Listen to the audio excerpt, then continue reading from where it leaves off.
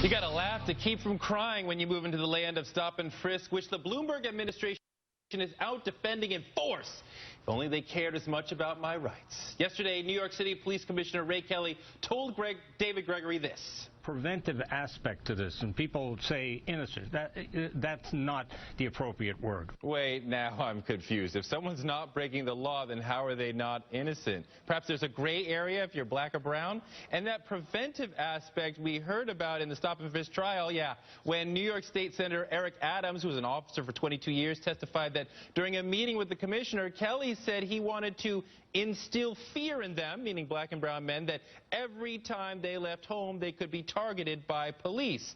Now, Kelly officially denies having said that, but some black and brown men say they're more afraid of the cops than of muggers who can't throw them in jail on a whim. The stark reality is that violence is happening disproportionately in minority communities, and that, unfortunately, is in big cities throughout America. We have record low numbers of murders in New York City, record low numbers of shootings. We're doing something right to save lives. Those lives saved are largely the lives of young men of color. Wow. So much to unpack there. He's saying lots of crimes are committed in black and brown neighborhoods, so it's okay to treat everyone in those neighborhoods like criminals. That is a justification for racial profiling, which Mayor Bloomberg says in his Washington Post editorial today he has zero tolerance for. In 2004, I signed a law banning racial profiling. Police Commissioner Ray Kelly and I have zero tolerance for it. No, you don't, sir. Police officers have told me that stop and frisk involves racial profiling. The trial gave us stories of white people doing suspicious things and officers being discouraged from stopping them. Do you see how policing blacks via the presumption of guilt and policing whites via the presumption of innocence becomes a self-reinforcing mechanism?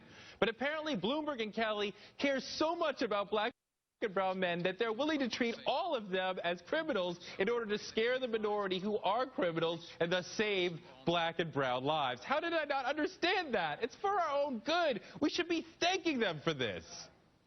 If a program like Stop and Frisk is abandoned, will people die? Well, I think, no question about it, violent crime will go up.